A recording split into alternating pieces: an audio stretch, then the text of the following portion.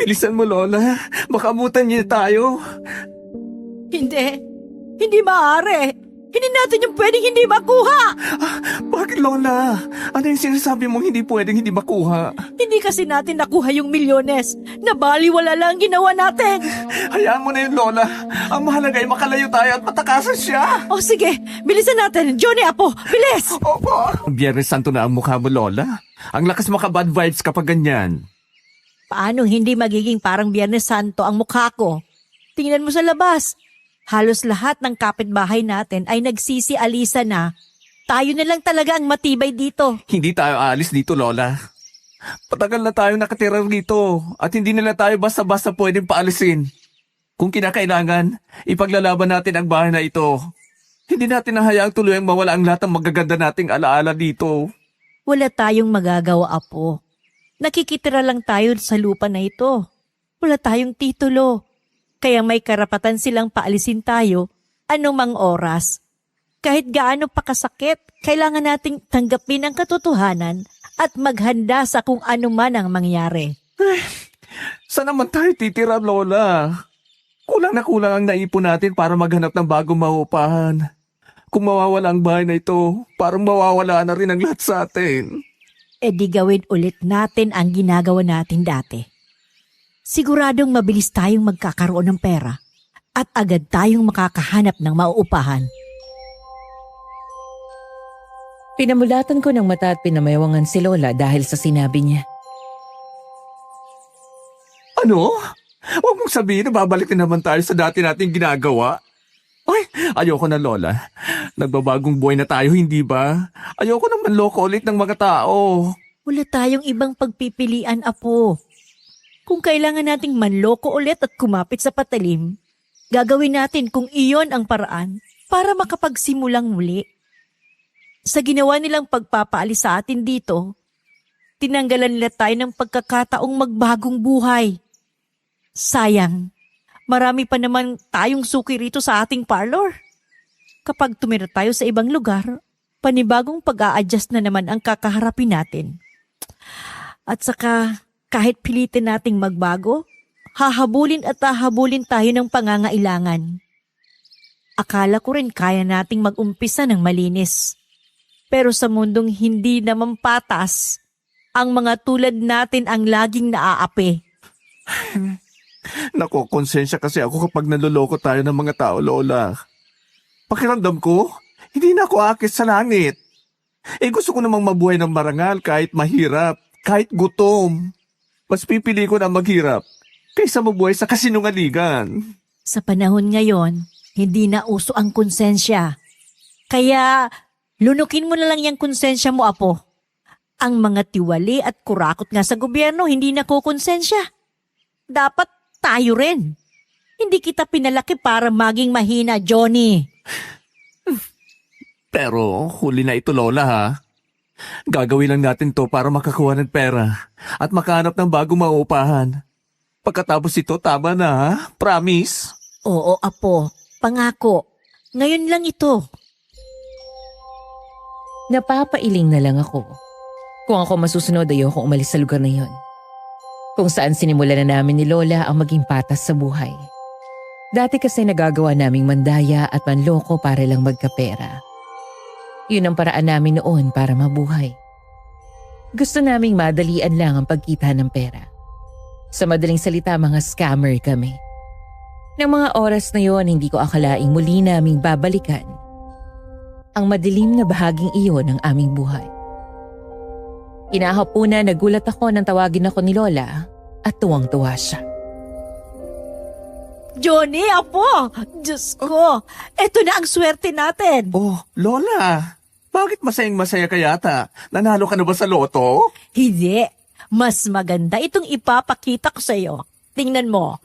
Etong post sa Facebook. Oh.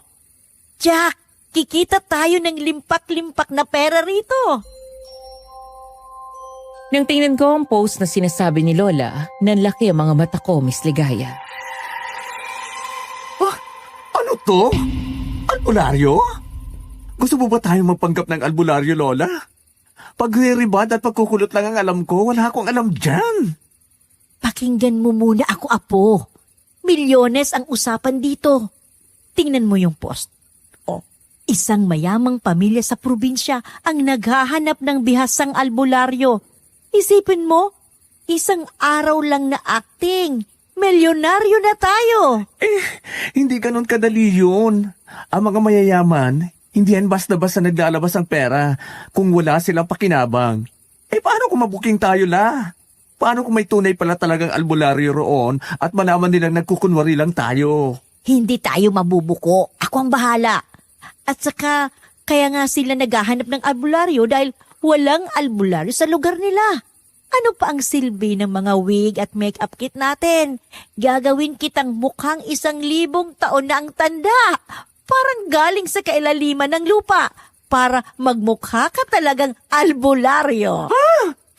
Baka sa kailaliman talaga tayo ng lupa pulutin kapag nalaman nilang niloloko natin sila, Lola. Ang panloloko ay may kapalit na karma. Ayoko magkapera kung kapalit naman ay sumpa. Anong sumpa-sumpa ang pinagsasabi mo riyan? Wala nang sumpa-sumpa sa panahon ngayon, Apo. Ang tunay na sumpa ay ang manatiling mahirap habang may pagkakataon namang umahon.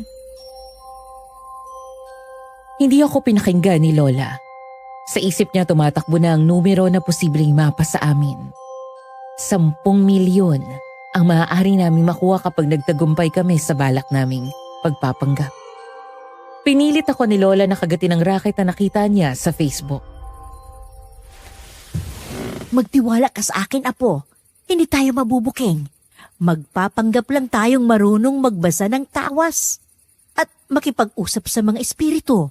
Ang mahalaga, makuha natin ang milyones na ibabayad nila. Ay, sige. Sige na nga, Lola. Pero kailangan natin maging maingat, ha? Dahil sa isang maling galaw lang, maaari tayong mapahamak. Ikaw, Lola, ang bahala magturo sa akin kung anong gagawin. Wala talaga akong alam dyan eh. Basta, ako ang bahala. Para namang hindi natin ito nagawa dati. Samantalang noon, nagpanggap na tayo mga doktor at nagampanan mo yun ng bongga. Malaki rin ang nakulimbat nating pera noon, di ba? O, kering-kering mo ito, Apo, dahil matalino ka. Sundin mo lang mga sasabihin ko at siguradong magiging maayos ang lahat. At saka, sigurado ka ba sa racket na yan, Lola? Ang pagkakaalam ko kasi, ang probinsyang yan na nakapost sa Facebook. Marami raw aswang dyan. Hindi ba mapanganib ang lugar na yon? Parang sa tagong isla pa yata sila nakatira. Nakakatakot naman. Ay nako, ayan ka na naman sa mga takot mo. Hindi tayo magkakapera kung yan ang pairalin mo. Isipin mo na lang na gagawin natin ito para may malipatan agad tayong mauupahan bago tayo paalisin dito. Nag-uumpisa ng idemolis ang ibang mga bahay sa labas. Baka bukas o sa isang araw, etong bahay at parlor na natin ang gibain. Ay, Diyos sa mahamagin. Kayo na po ang bahala sa amin ni Lola. Ngayon pa lang po ay humihingi na po ako nagtawad sa gagawin namin kasalanan. Ay. Agad na nag-message si Lola sa post na yon sa Facebook. At may sumagot naman doon. Hiningi na nag-reply ang address namin at sinabing ipapasundo kami sa bahay. Magte-text na lang daw ulit kung kailan. Napawaw kami ni Lola. Mayaman nga ang pamilyang naghahanap ng albularyo. Dahil may pasundo pa. Isang gabi. Nag-text na sa akin yung kontak ko sa post. Sabi ng nakausap ko, magpapadala raw sila ng tao bukas ng tanghali para sunduin tayo. Ha? Bukas agad, Lola? Ang bilis naman. Ganun talaga. Baka kailangan na nila ng albularyo kaya nagmamadali na. Lola, bakit daw ba nila kailangan ng magaling na albularyo? Wala bang albularyo sa lugar nila? Sabi nung nakausap ko, may kailangan daw tayong gamutin. Hanggang doon lang ang impormasyon na sinabi sa akin. Malalaman na lang daw natin kapag nandun na tayo. Sigurado ka bang legit yan, Lola? Baka mamaya, imbis na tayo ang mag-scam, tayo pa ang mabiktima ng scam na yan, ha? Huwag kang mag-alala. Legit na legit ito, Apo. Totoong Facebook page yung pinagkunan ko niyan at totoo namang mga tao ang mga nakapost doon. Kaya hindi tayo maluloko. Kinaumagahan, 3:00 pa lang gising na kami ni Lola upang maghanda para sa maituturing kong best performance of our lives. Ang pagpapanggap ng mga albularyo. Inihanda na namin ang mga costume na gagamitin at nagsimula na rin kami maglagay ng prosthetics sa mukha namin upang maging kapanipaniwala ang aming pagpapanggap. Tingnan mo ang sarili mo, Lola. Hindi na ako ang parlolista na si Pasing. Ikaw na ngayon ang dakilang albularyo mula sa Sikihor. Ang husay mo talagang mag-makeup, Apo. Parang hindi na ako ito. Mukhang mangkukulam na ako. Albularyo pala. Hindi ba? Hindi lang ako magaling na parlorista. May future din ako sa pagiging makeup at prosthetic artist. Nilagyan ko ng counting dye ang mga kuko mo, Lola, para mabukang madumi at mystical. Di ba? Siguradong hindi ka nila paghihinalaan bilang Juan na albularya. Mukhang naihanda mo na rin pala ang mga fake na gamit natin bilang mga albularyo. Eto mga bote na ito. Ano ang laman? Maayos ba ang pagprepara mo niyan? Baka mamaya, mabisto tayo agad ha. Kilala mo ako, Lola. Kailan pa ba ako pumalpak? Kapag ako ang gumawa ng props, paniguradong di kalidad. May tiwala naman ako sa iyo, Apo. Gusto ko lang makatiyak na hindi tayo magkakamali sa pagpapanggap na ito. Dito nakasalalay ang muling pagbabagong buhay natin. At yon ang huling pagkakataon ng aming pagiging totoo.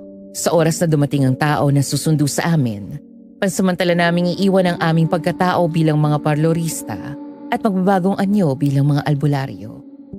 Nang sumapit ang tanghali, dumating na ang susundo sa amin.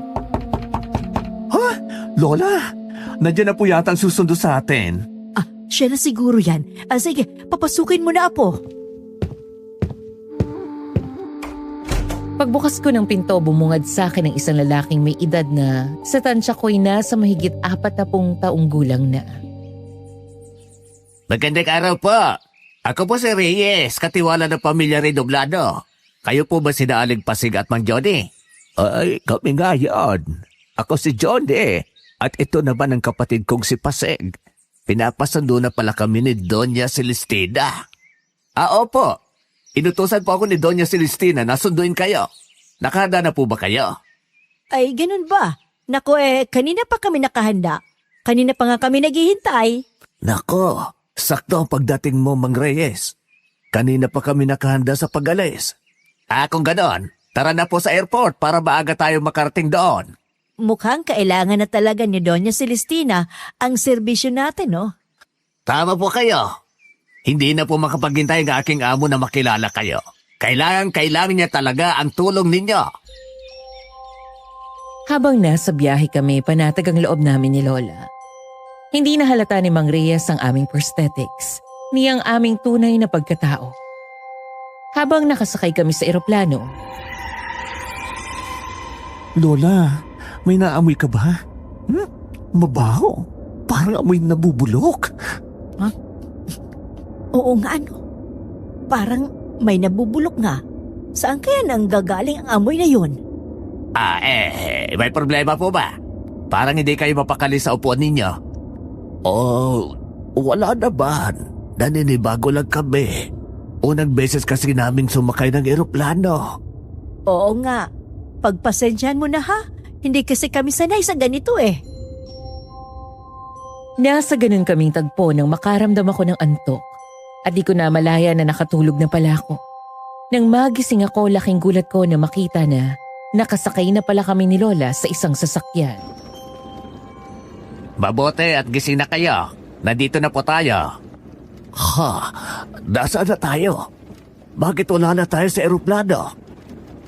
Anong nangyari? Nasaan na kami? Wala na po tayo sa eroplano. Nakaalis na tayo mula sa airport. Ano? Saglit lang akong nakatulog.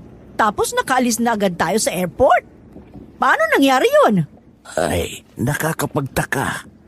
Bakit wala akong matandaan na bumaba tayo sa eroplano at sumakay sa sasakyang ito? At saka, sa pagkakatanda ko, saglit lang akong nakatulog. Paanong hindi nyo maalala? Palagi kayong natutulog sa biyahe. Nang sunduin tayo sa airport ng sasakyan ni Doña Celestina, nakatulog ulit kayo. Para pala kayong nanay ko, kunting masanda lang, tulog na ulit. Ganun ba? Pero nakakapagtaka talaga na wala kaming matandaan. Ganun ba talaga kahaba ang tulog namin? Kahit hindi pa rin kami makapaniwala sa nangyari, natabunan iyon nang makita namin ang malaki at magandang mansyon sa harap namin. Ay, Lola, ang laki ng bahay. Mansyon talaga, nakakaloka. Huwag kang maingay. Baka marinig ka nitong si Reyes. Pero tama ka. Hindi tayo nagkamali sa pagpunta rito. Mukhang yayaman tayo rito, Apo. Halina po kayo. Naghihintay na si Doña Celestina sa loob ng mansyon.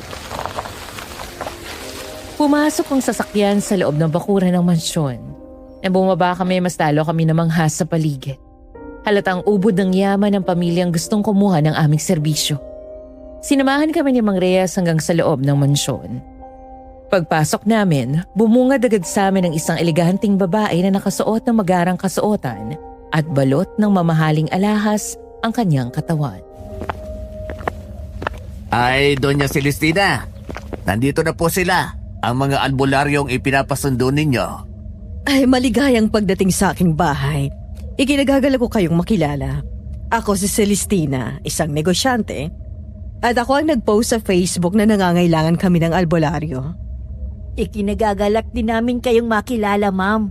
Kami po ay mga albularyong nagmula pa sa Siquijor. Isang karangalan po ang maimbitahan ninyo sa inyong tahanan. Ay, hindi po kayo magsisisi sa pagkuha nyo sa aming serbisyo. Pinagmasdan ko ang bawat kilos ni Doña Celestina. Sophisticada, maingat at mapagmasid. May kakaiba sa kanyang titig. Parang sinusukat niya hindi lang ang kakayahan namin, kundi pati ang katotohanan sa likod ng aming mga salita. Pero kung taga Siquijor kayo, bakit nasa Maynila kayo ngayon? Bakit kayo umalis doon? Nasunugan po kasi kami noon. Naabo ang aming bahay at mga gamit. Walang natira kahit isa. Kaya napilitan kaming magkapatid na magpunta sa Maynila at makitira muna sa kamag-anak namin doon. Nakakalungkot naman palang nangyari sa inyo. Mabuti na lang at nakaligtas kayo. Siguro hindi birong pinagdaanan ninyo bago kayo napadpad sa Maynila. Marami talaga kaming pinagdaanan, ma'am. Pero nagpapasalamat pa rin kami dahil kahit paano, binigyan kami ng pagkakataong magpatuloy at mabuhay. Bueno, huwag kayong mag-alala. Malaking halaga ang naghihintay sa inyo kapag nagawa ninyo ng maayos ang ipagagawa ko. Sumunod kayo sa akin at ipapakilala ko kayo sa bunso kong anak na si Ariela. Siyang dahilan kung bakit kinuha ko ang serbisyo nyo. Bilang isang ina, handa akong gawin ang lahat para sa anak ko. Kaya umaasa ako na ang kaalaman nyo ay makakatulong sa kanya. Sana'y hindi masayang ang tiwala na ibinibigay ko sa inyo. Gagawin namin ang aming makakaya, ma'am. Kung ano man ang ipagagawa nyo sa amin. Tama ang kapatid ko. Gagawin namin ang lahat, ma'am. Umaasa ako na kayong magiging sagot sa matagal ko ng panalangin. Ilang gabi na akong hindi nakakatulog. Paulit-ulit na humihingi ng himala para sa aking anak. Kung may kahit konting pag-asa na maibabalik ang dating sigla ni Ariela, kakapitan ko yon. Hindi ko alam kung anong kapalarang naghihintay sa kanya, pero ipinauubaya ko ito sa inyo. Sana'y gabayan kayo ng may kapal sa gagawin ninyo. At sana'y maging totoo ang himalang matagal ko nang hinihintay. Tahimik kaming sumunod kay Doña Celestina sa mahabang pasilyo sa ikalawang palapag ng mansyon. Hindi ko maintindihan pero parang bigla akong kinabahan habang papalapit kami sa kwarto na nasa pinakadulo ng pasilyo. Ito ang kwarto ng bunso kong anak. Sana'y maunawaan ninyong kalagayan niya. Ano po ba ang problema sa iyong anak, ma'am? Oo nga, ma'am. Ano ba ang sakit niya? Malalaman niyo kapag nakita niyo na siya. Tara na, pasok na kayo. Nang buksan ni Doña Celestina ang pinto ng kwarto, nagulat kami na makitang madilim doon. May konting liwanag lamang na nagmumula sa mga kandilang nakasindi. Bakit ang dilim naman po rito sa loob? Abay, napakadilim naman dito. Kwarto ba talaga ito? Sadya talagang madilim ang kwarto ng anak ko dahil sensitibo siya sa liwanag. Ang pwede lamang ay ang mahinang liwanag na nagmumula sa mga kandila. Nasaan dito ang iyong anak, ma'am? Narito ang aking bunso. Itinuro niya sa amin ang dalagang nakahiga sa kama sa gilid ng kwarto. Umungad sa amin ang isang dalagang paya. Maputla ang kulay at nangingitim ang ilalim ng mga mata. Mama, may kasama ka na naman. Oo, anak. Sila ang mga albularyong sinabi ko sa iyo. Sila ang tutulong sa iyo upang gumaling ka. Siya ang anak ko, si Ariela. Magandang gabi, Iha. Ako si Johnny at ito naman ang kapatid kong si Pasing. Ikinagagalak naming makilala ka, Ariela. Kami ang gagamot sa iyo, Iha. Itinagagal ako rin po kayo makilala. Pasensya na po kung hindi ako makakabangon sa higaan. Nako, ayos lang, Iha. Magpahinga ka na lamang dyan at kami nang bahala sa'yo. Habang nakatingin ako sa kanya, ramdam kong hindi lamang ang kanyang katawan ang may dinadala. Dahil doon yung Celestina. Hindi po ba talaga pwedeng buksan ang ilaw dito sa loob ng kwarto niya? Hindi talaga maaari. Kahit konting liwanag ay sumasakit ang ulo niya. Parang tinutusok po ang mga mata ko kapag maliwanag. Hindi po ako sanay sa dilim pero mas masakit po kapag may ilaw. Para pong may mabigat na nakadagan sa ulo ko at pakiramdam ko po'y unti-unti akong nauubusan ng lakas. Matagal na bang ganyan ang nararamdaman mo, Iha? Hindi ko po alam. Hindi ko na rin po maalala kung kailan ako huling lumabas ng kwartong to. Simula nang magkasakit siya, palagi na lamang siyang nasa loob ng kwarto. Lahat ng ginagawa namin ay para lang mapanatili siyang ligtas at komportable. Pero alam kong hindi ito normal para sa tulad niya. Ano ba ang madalas na nangyayari sa kanya, Doña Celestina? Palagi siyang nangihina. Hindi siya makatayo ni makabangon. Kaya't palagi na lamang siyang nakahiga sa kanyang kama. Minsan kahit simple lang ang gawain tulad ng pag-inom ng tubig o pagkain, kailangan pa namin siyang tulungan. Nakakabahala at pakiramdam ko'y unti-unti na siyang nawawala sa amin sa bawat araw na lumilipas. Bukod doon, ano pa ang napapansin ninyo sa kanya? May mga kakaiba ba siyang nararamdaman? Palagi po akong nagugutom. Hindi ko mapigilan. Palagi kang nagugutom, Iha? Pero bakit hindi alata sa iyong katawan, Iha? Sigurado akong hindi ka magugutom dito sa bahay nyo dahil tiyak na masasarap at masustansyang pagkain nyo rito. Oo, palagi siyang nagugutom. Pero kahit gaano karaming kainin niya, hindi siya lumalakas. Nangihina pa rin siya. At hindi namin alam kung anong dahilan. Nagkatinginan na lamang kami ni Lola Pasing. Ngunit nanatili kaming tahimik. Mukhang seryoso ang sitwasyong pinasukan namin. Ipinatingin na ba ninyo siya sa doktor o sa mga espesyalista? Ipinatingin ko na siya sa mga magagaling na doktor. Ngunit wala sa kanilang makapagpaliwanag kung anong sakit ng anak ko. Dinala ko na rin siya sa mga espesyalista sa ibang bansa. Ngunit wala ring nangyari. Wala silang kakayahan na gamutin ang anak ko. Kahit anong gamot ang ibigay ng mga doktor sa kanya, hindi bumubuti ang kalagayan niya. Parang may bagay na hindi nakikita ang mga doktor. Isang misteryo na tanging kakaibang karunungan lamang ang makakaunawa at makakatulong sa kanya. Ibig sabihin, hindi talaga ito karaniwang karamdaman. Seryoso ang sakit niya, Pasing. At hindi ito basta-basta. Kaya naisip kong kumonsulta na sa mga albularyo. Kayo na lamang ang pag-asa ko para gumaling ang anak ko. Doon ko lalong naramdaman ang bigat ng aming papel. Ang responsibilidad na gamutin ang kaawa-awang dalaga na nakaratay sa higaan sa madilim na kwartong iyon. Ngunit paano naman ito gagawin kung hindi naman kami tunay na albularyo? Umaasa akong kayo ang makakatulong sa kanya. Kung papayagan niyo kami, ma'am, maaari na naming simulan ang paggagamot sa kanya. Mama, gusto ko na pong gumaling. Oo, anak. Gagamutin ka nila. Pero hindi na muna ngayon. Kadarating pa lamang nila at pagod sila. Bukas na lang ng gabi natin isasagawa ang gamutan. Tama po si Mama. Magpahinga po muna kayo. Muli, welcome po sa bahay namin. Kung yan ang desisyon niyo, wala kaming problema. Lumabas na kami ng kwarto dahil magpapahinga na raw si Ariela. Sinabihan naman kami ni Doña Celestina na sumabay na muna sa kanya sa hapunan. Siguradong nagugutom na kayo. Kaya halina kayo't samahan ninyo akong kumain ng hapunan. Sige po, ma'am. Nako, salamat ma'am. Kanina pa nga kami nakakaramdam ng gutom eh. Sandali at tatawagin ko si Mang Reyes. Mang Reyes? Mang Reyes? Ay, ano po yun ma'am? May kailangan po ba kayo? Sabihan mo si Aling Elisa na maghanda ng hapunan. Ang gusto ko ay espesyal dahil may mga bisita tayo. Opo ma'am. Sasabihin ko po sa kanya.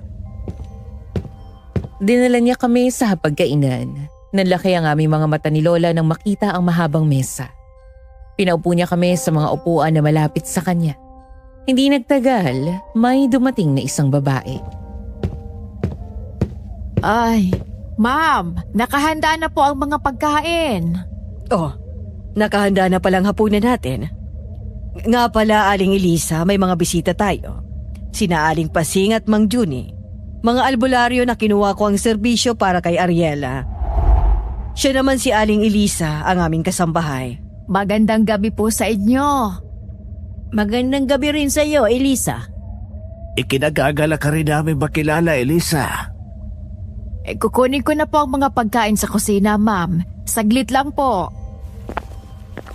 Napansin kong hindi man lang siyang umiti at agad na tumalikod. Masyado yatang seryoso si Aling Elisa, ma'am. Tahimik talaga at seryosong tao si Aling Elisa, kaya masanay na kayo sa kanya. Matagal na ba siyang naninilbihan sa inyo? Matagal na rin siya rito. Siya lamang ang kasambahay na nagtagal dito. Bakit? Hindi ho ba nagtatagal sa inyo mga kasambahay?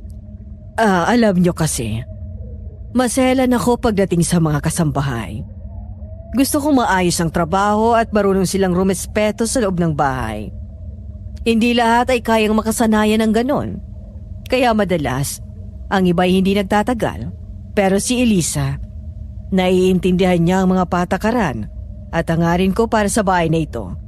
Kaya siya lamang ang nagtagal. Tapat at maasahan. Kahit sa mga simpleng bagay, ramdam mo ang dedikasyon niya. Habang nagkukwento siya tungkol sa mga gusto at ayaw niya sa mga kasambahay, may napansin ako kaya agad akong nagtanong sa kanya. Ay, pasensya na. Pero nasa ng asawa at ang panganay din yung anak, ma'am?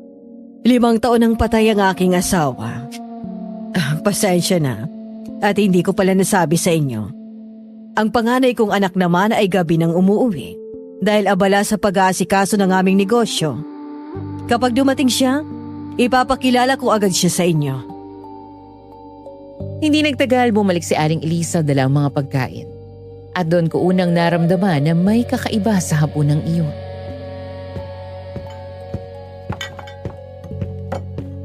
Ayan, maaari na tayong kumain. Huwag kayong mahihiya. Kain lang ng kain. Ay, wow. Ang dami naman ng pagkain, ma'am. Nako, pwede po bang kainin ang lahat ng yan, ma'am? Sa amoy pa lamang, mukhang masarap na ang mga pagkain. Pinahanda ko talagang lahat ng yan para sa pagdating nyo. Gusto ko kayong mabusog upang kapag kinailangan na kayo ni Ariela, maayos ang lahat. Sige na, kainin yung lahat ng kaya nyong kainin. Salamat, ma'am. Nagumpisa na kaming kumain ng hapunan. Sa unang subo ko pa lamang sa pagkain, napangiwi na ako. Bakit ganun, ma'am? Parang hilaw pa yata ang mga ulam. Oo nga, ma'am. Parang hindi pag-anong luto. Ganito ba talaga ito? Ganun talagang pagkain dito sa mansyon. Hindi kami mahihilig sa sobrang luto na pagkain. Gusto namin ay malasa pa at sariwang bawat putay. Kaya mas mainam na bahagyang hilaw o medium lang ang luto upang mas maramdaman ang tamang lasa ng sangkap. Ganun ba? Ang pamilya ninyo ay mahilig sa hilaw ng mga pagkain.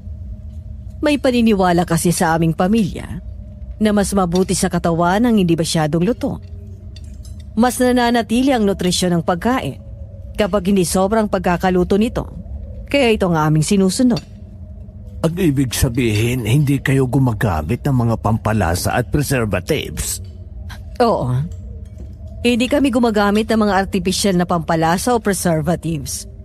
Mas gusto naming natural ang lasa at sariwang bawat sangkap upang mas malusog at mas masarap ang pagkain para sa amin at sa aming pamilya. Nagkatinginan kami ni Lola, halatang nag-aalangan. Noon lang kami nakarinig ng ganoon, Miss Ligaya. Ngunit kung hindi kayo komportable sa lasa, pwede kong ipalutong mabuti kay Aling Elisa. Aling Elisa? Aling Elisa? Bakit po, ma'am? May kailangan pa po ba kayo? Lutuin mong mabuting pagkain ni na Lola Pasing at Junie. Hindi sila sanay sa medyo hilaw na pagkain. Sige po, ma'am. Lulutuin ko po ng maigi. Nako, pasensya na. Naabala pa namin si Aling Elisa. Walang problema. Bisita namin kayo kaya kailangan lamang na komportable at masarap ang pagkain para sa inyo. Hindi nyo kailangang humingi ng pasensya. Makalipas ang ilang sandali, bumalik si Aling Elisa sa hapagkainan, dala ang bagong lutong pagkain. Hindi tulad ng nauna. Maayos na ang pagkakaluto nito. Kaya napakasarap na ng pagkain namin ni Lola. Ngunit maya-maya, nakaramdam ako ng paninikip sa tiyan. Naiihina ako. Ma'am, maaari po ba akong gumamit ang banyo? Oo naman. Diretsuhin mo lang ang daan na yan. Lalo ng kusina at may CR doon. Pwede ka rin magtanong kay Aling Elisa. Sinunod ko lang ang sinabi ni Doña Celestina. Dumiretso ko sa isang maliit na pasilyo hanggang sa marating ko ang kusina. Naabutan ko roon si Aling Elisa na naglilinis. Nasaan po ang banyo rito, Aling Elisa? Nagulat ako nang bigla niya akong nilapitan. Bakit kayo nagpunta rito? Hindi ninyo alam ang pinasok ninyo. Anong ibig mong sabihin, Aling Elisa? Hindi lahat ng sakit gamot ang lunas. Hindi gamot ang kailangan nila. Hindi kita maintindihan. Anong ibig mong sabihin? Laman. Kailangan nila ng laman. Ano? Anong laman ang sinasabi mo, Aling Elisa? Ngunit bago siya nakasagot, may biglang dumating sa kusina. Nakagamit ka na ba ng banyo, Mang Junie? Oo, ma'am. Kakatapos lang. Aling Elisa, maaari mo ba kaming ipaghanda ng panghimagas? Opo, ma'am. Mang Junie, baka hinahanap ka na ni Lola Pasing. Puntahan mo na siya sa pagkainan. Sige ma'am, babalik na ako. Sige, susunod na lamang ako. Aling Elisa, may pag-uusapan muna tayo. Hindi ko na narinig kung ano ang pinag-usapan nila dahil nagmamadali akong bumalik sa pagkainan. Bakit ka natagalan? Sinundan ka na ni Doña Celestina. Akala niya hinaligaw ka na. Muntik na Lola. Mabuti at itinuro sa akin ni Aling Elisa ang banyo. Bakit parang may malalim kang iniisip? Wala ito Lola. Naparami lang ang nakain ko kaya medyo sumama ang sikmura ko. Kinabahan ako. Akala ko'y nabuking ka na. Pero ang husay mo talaga, Apo. Consistent ang acting mo, ha? Hindi pumapalya ang pagboboses matanda mo. Hindi ko na sinabi kay Lola ang sinabi sa akin ni Aling Elisa. Dahil hindi ko rin iyon naiintindihan. Nasa ganong tagpo kami nang may narinig kaming ingay na umagaw sa aming pansin.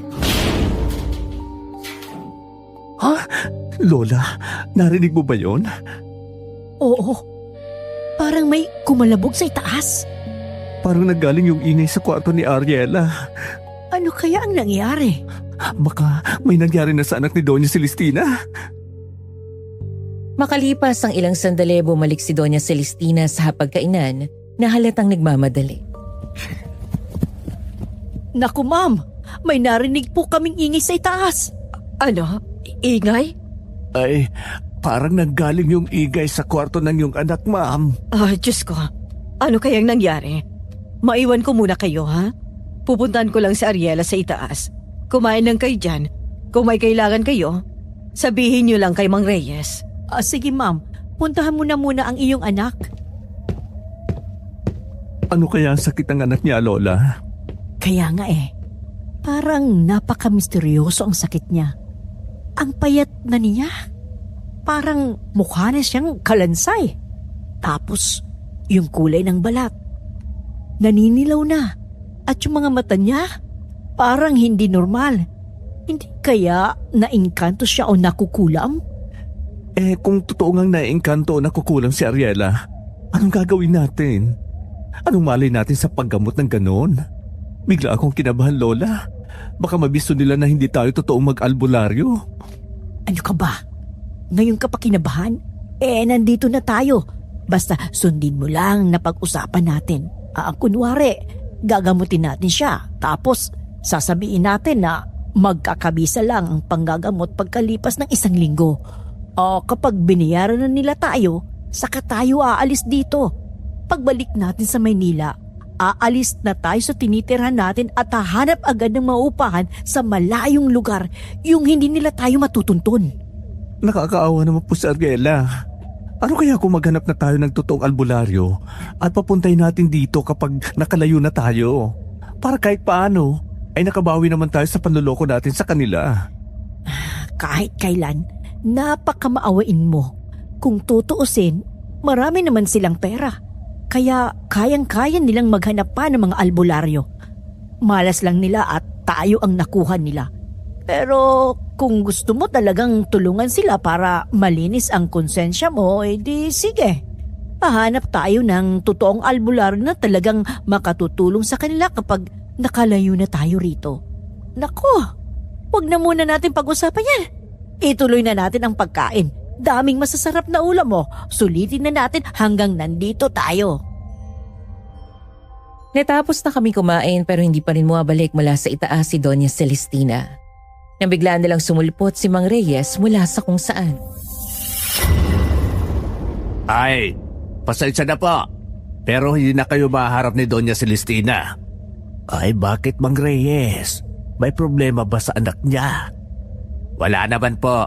Nagbabantay na po kasi siya kay Ariela. Kapag ganoon, doon na siya natutulog sa kwarto ng anak niya. May nangyari ba sa anak niya? Wala naman pong nangyari sa anak niya. Hindi pa rin kami mapakali. Kaya nagtanong ulit kami sa kanya. Mang Reyes, ayos lang ba si Ariela? Ay, opo, ayos lang siya. May gamit lang na bumagsak sa loob ng kwarto niya. Yun ang ingay na narinig ninyo kanina. Tinangka po kasi niyang tumayo, kaya nasagi niya ang klorera na nakapatong sa meseta, malapit sa kama niya. Mabuti naman at ganon ang nangyari. Kinabahan kami kanina. Ay, akala namin kung ano na Nang matapos kaming maghapunan, sinamahan kami ni Mang Reyes sa tutulugan naming kwarto. Nasa 3 palapag ito ng mansyon. Dito po ang magiging kwarto ninyo. Pasok po. Ay, ang laki naman ito. Talaga bang ito ang magiging kwarto namin? Ang ganda naman dito. Para kaming nasa 5-star hotel.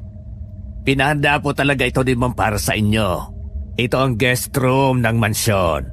Mayroon ko na po kayo. Tawagin nyo na lang po ako kapag may kailangan pa kayo. Sige, salamat. Hindi nagtagal, nagpaalam na si Mang Reyes dahil may aasikasuhin pa siya. Pagkaalis niya, isinara na namin ang pinto ng kwarto. Hindi pa ba natin tatanggalin itong prosthetics natin sa mukha? Ay, pwede na Lola.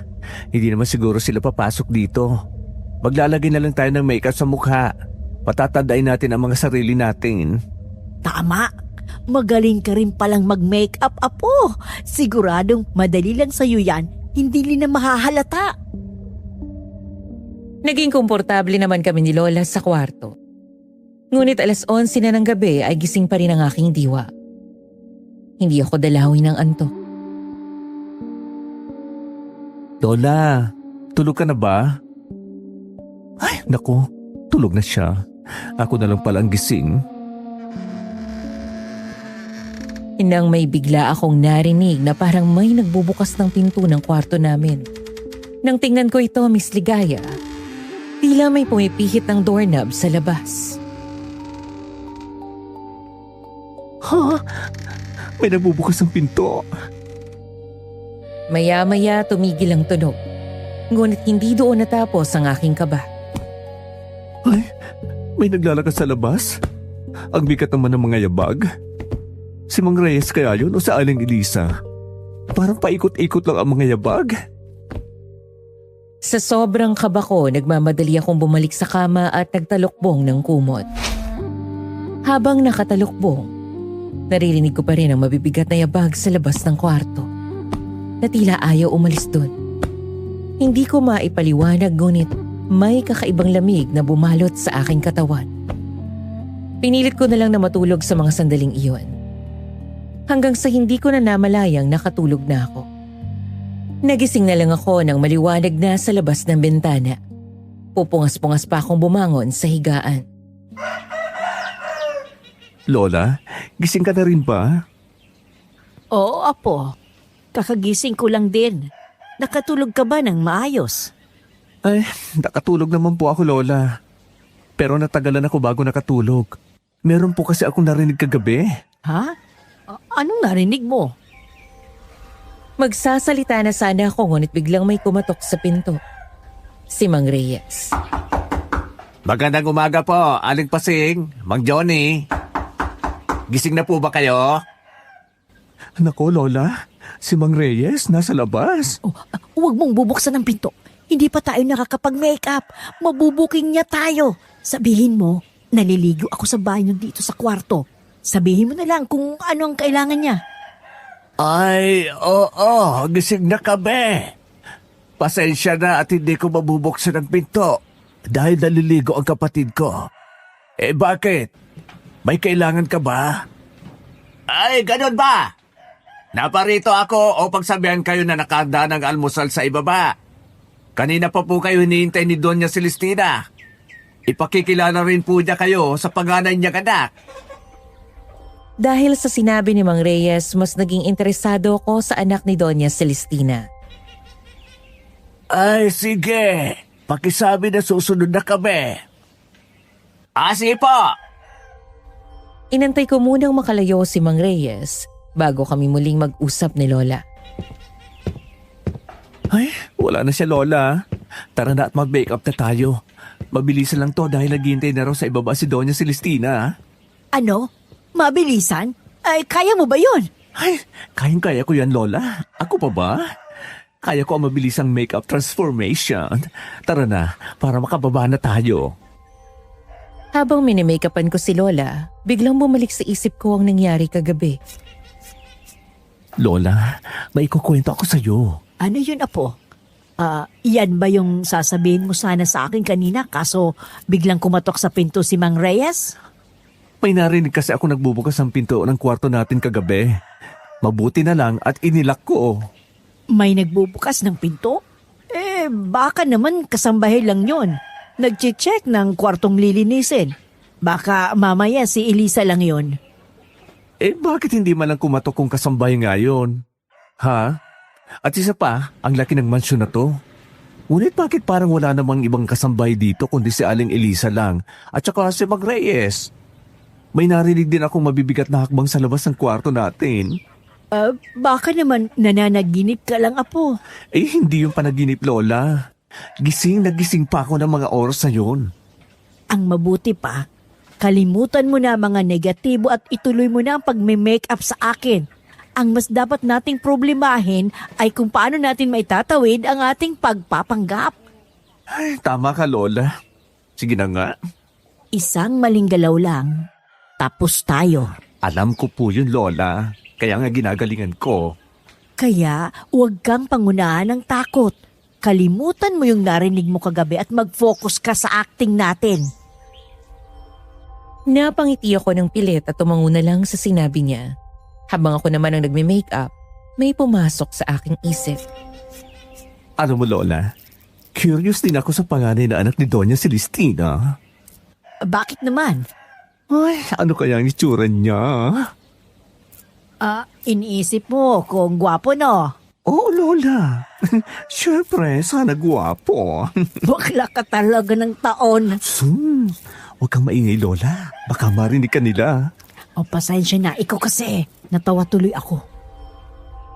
Nang tumawa si Lola, bahagyang nabawasan ang kaba ko. Ang totoo nang marinig ko ang ingay kagabi, hindi na ako mapakali. Parang may kung ano sa mansyon na yon. Sige na, bumaba na tayo. Teka, sigurado ka ba na hindi nila mahalata ang make-up natin? Ay, nako.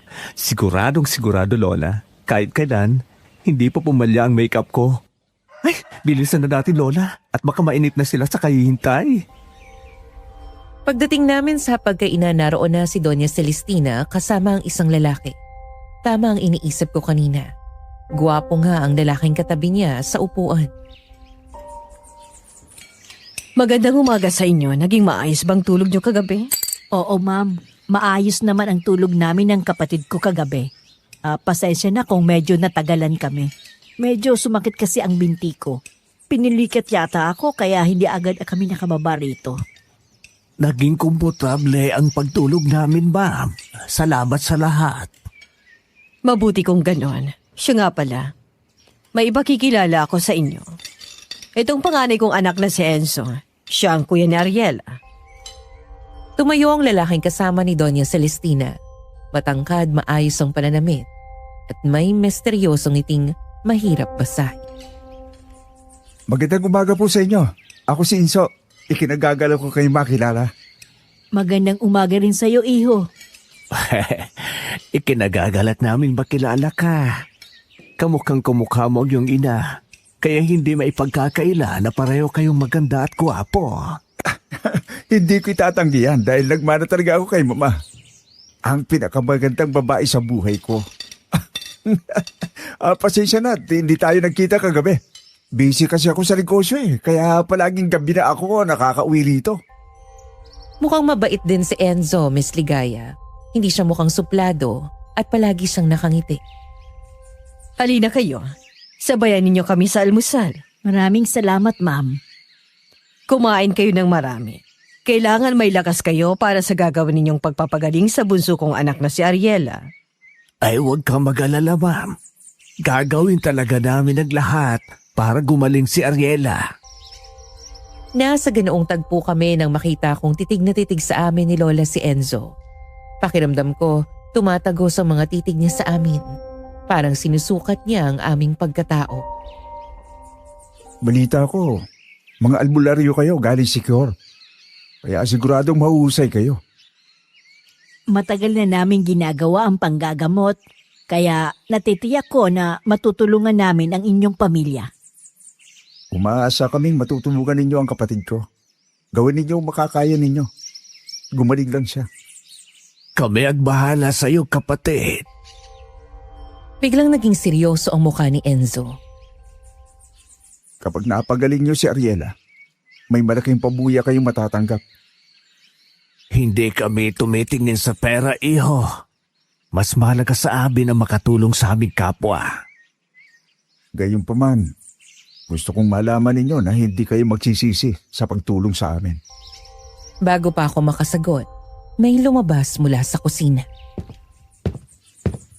Narito na po ang almusal, ma'am. Salamat. Mukhang masarap ang mga inihanda mo para sa amin. Siyempre naman, ma'am. Kapag ako ang naganda, siguradong masarap.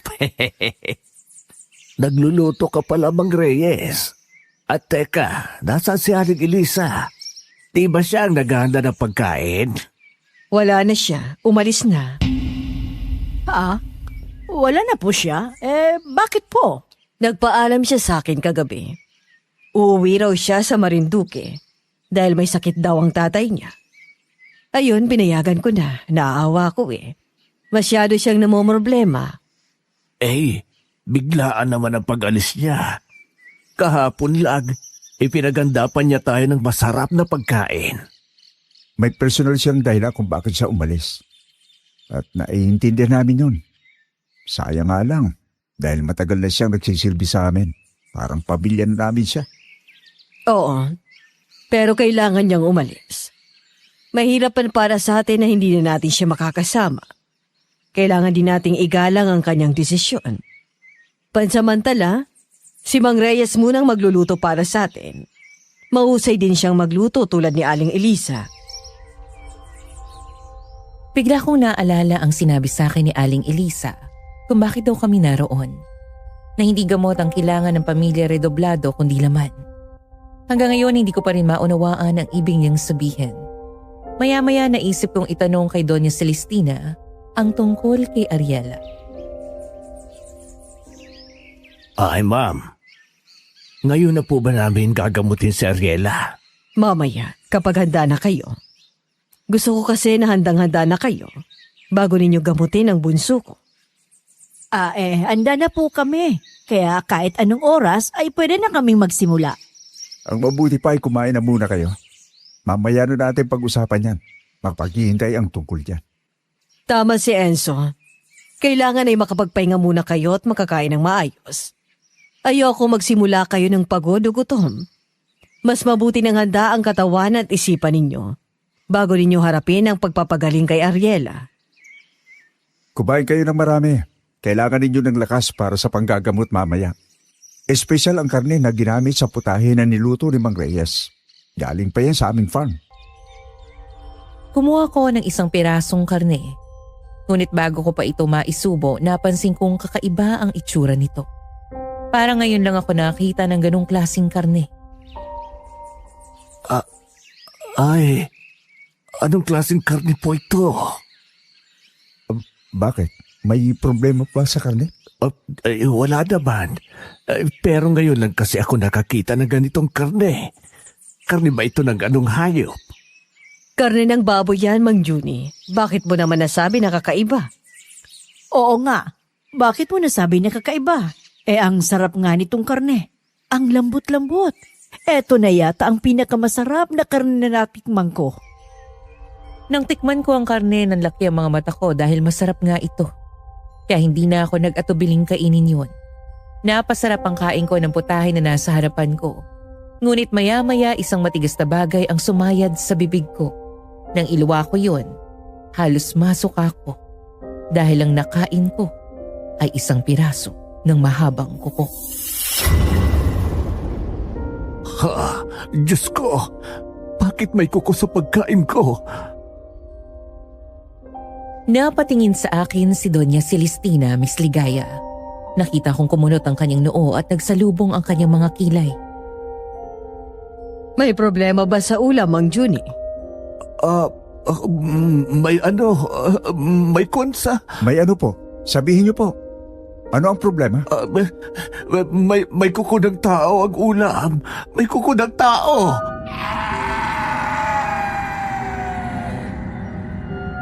Tumayo si Enzo mula sa kanyang upuan at sinuri ang ulam na nakahain sa mesa. Hinukay niya itong mabuti. Nasaan po ang kuko sa ulam? Wala naman po ako nakikita. Teka, saan napunta yon? Bakit nawala? Kanina lang, hawak ko pang kukong nakuha ko sa ulam. Ano bang nirereklamo mo, Johnny? Anong kuko ang sinasabi mo? Paano magkakaroon ng kuko sa ulam? Kitang-kita ko. May kuko sa ulam at parang kuko ng tao. Mang Reyes! Mang Reyes, halika rito. Bilisan mo! Hindi napigilan ni Doña Celestina ang kanyang pagsigaw. Tinawag niya si Mang Reyes na bumalik sa kusina. Nung muling lumapit ito sa hapagkainan, May kailangan pa po ba kayo, Doña Celestina? Sa susunod, huwag mong putulin ang kuko mo habang nasa kusina. Para hindi ito mapunta sa ulam.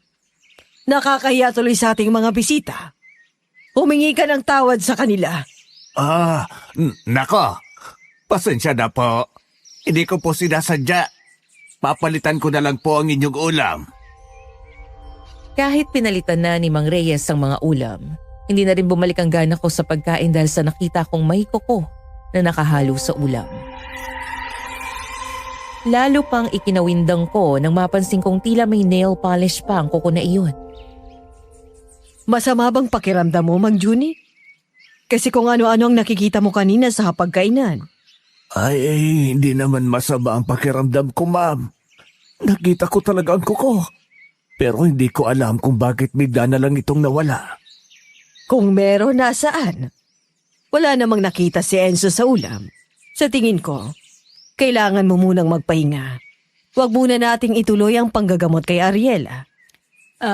Kaya na po ni Johnny ang manggamot. Ako na ang bahala sa kanya, ma'am. Ang mahalaga ay matuloy na ngayon ang panggagamot namin kay Ariela. Pasensya na. Pero hindi ko isasaalang-alang ang kapakanan ng anak ko. Kailangan kong masiguro na maayos ang pag-iisip mo, Mang Juni. Bago niyo ituloy ang paggamot sa anak ko. Sa ngayon, magpahinga muna kayo sa inyong kwarto. Ipatatawag ko na lang kayo kapag may kailangan ako. Hindi kayo masyado lang ninyong iniisip ang pagpapagaling sa kapatid ko? Huwag kayong ma-pressure. Mas lalo kayong kakabahan yan. Ang alam ko sa mga albularyo, matitibay kayo at hindi agad-agad nababahala. Kaya siguro mas mabuti kung mananatili muna kayong kalmado at sundin ninyo ang utos ni Mama para mas maayos ang lahat. Wala kaming nagawa kundi sundin ang utos ni Doña Celestina. Bumalik kami sa kwarto at maaari lamang kaming lumabas kapag ipinatawag niya na kami. Ano ba ang nangyayari sa iyo, Apo? Bakit mo sinabing nakakita ka ng kuko ng tao sa ulam? Nakakaya sa kanila. Ay, totoo naman ang nakita ko, Lola. May kuko ng tao na nakahalo sa ulam at may kupas pa nga na nail polish. Alam mo, Lola, hindi ako naniniwala na kay Mang Reyes ang kuko na yon. Kasi kuko ng babae yun. Wala namang nail polish ang kuko niya. Ano ba ang gusto mong tukuyin? Sinadya nilang lagyan ng kuko ang ulam? Bakit naman nila gagawin yun? Basta, alam ko nakita ko, Lola. Napapansin ko rin na palaging nauudot ang paggamot natin sa anak niya. Paano niya nasabi na hindi maayos ang pag-iisip ko? Ano kinalaman nun sa gagawin natin sa panggagamot? Siyempre, nag-aalala si Doña Celestina sa anak niya. Kaya gusto niya munang ipagpaliban ang panggagamot natin. At saka, huwag mong kalilimutan. Nagpapanggap lang tayo na albularyo. Kaya ayos lang na maudot ang panggagamot natin. Walang mawawala sa atin. Sa parlor nagsimula, gunting lang ang sandata. Pero pangarap ko, Apo, mas mataas pa dyan talaga. Araw-araw kulot at kulay ang laban. Pero sa puso ko, may pag-asang hinahawakan. Napabuntong hininga na lamang ako. Wala kaming nagawa ni Lola kundi ang maghintay sa utos ni Doña Celestina kung kailan namin gagamutin ang anak niyang si Ariela. Hanggang sa sumapit ang gabi, saka lamang kami tinawag ni Mang Reyes para sa hapunan. Pagbaba namin sa hapagkainan, naroon na ang mag-inang Doña Celestina at Enzo. Nakangiting naghihintay sa amin. Inanyayahan nila kaming kumain. Tahimik ang lahat habang kumakain. Walang nagsasalita.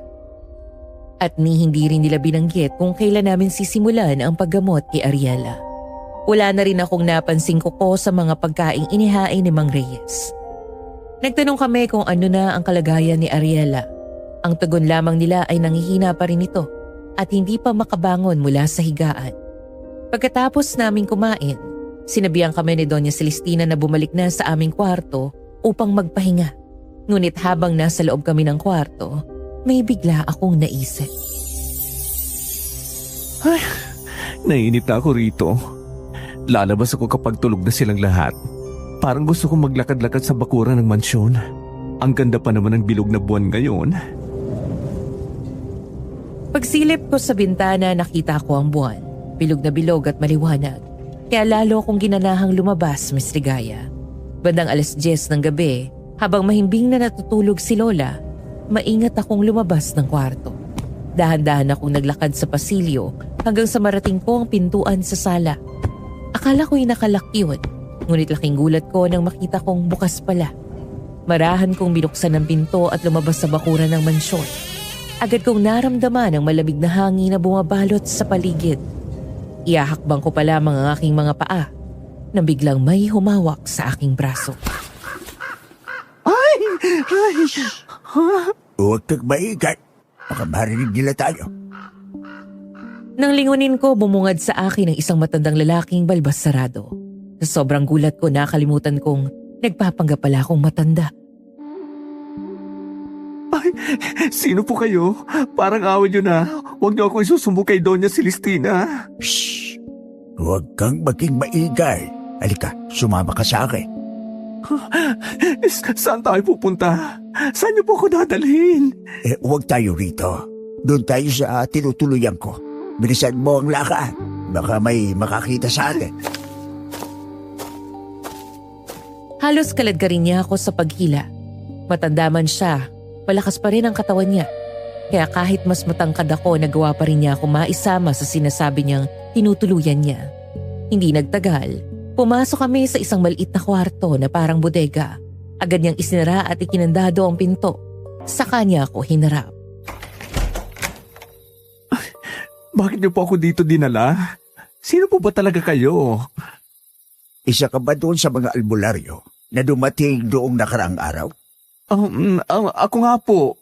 Bakit po ba? Nakita niyo na ba ang kasambahay na si Elisa? Gusto kong malaman kung nakikita niyo pa siya sa loob ng mansyon. Ha? Bakit? Sino po ba kayo? Ako si Kiko, ang hardinero rito sa mansyon. Kaibigan ko si Elisa at nangangamba ko para sa kaligtasan niya. Kaligtasan? Bakit po? Oo, nakilala na namin siya nung nakarang araw. Pero kanina, sabi ni Doña Celestina, wala na raw si Aling Elisa. Bumalik na raw siya sa probinsya. Sinasabi ko na nga ba? Baka napahamak na siya. Ang sabi ko sa kanya, umalis na siya pero hindi pa rin niya ako sinunod. Bakit po siyang papapahamak? Ano po bang nangyayari? Isang gabi, nalaman ni Elisa ang pinakatago-tagong lihim ng pamilya Redoblado. Na hindi sila mga ordinaryong tao. Mga aswang sila. Sinabi niya sa akin ang nalaman niya. Malakas ang kutob ko na alam na nila at natuklasan ni Elisa ang sekreto nila.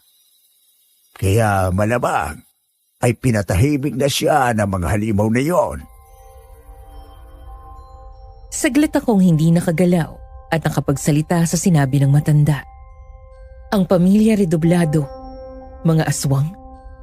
Diyos ko, ano ba tong pinasok namin ni Lola? Ano po? Mga aswang? Aswang sina Doña Celestina, Enzo at Ariela? Hindi lang sila. Pati ang katiwala nilang si Mang Reyes, aswang din yun. Siguradong hindi na rin ako ligtas dito.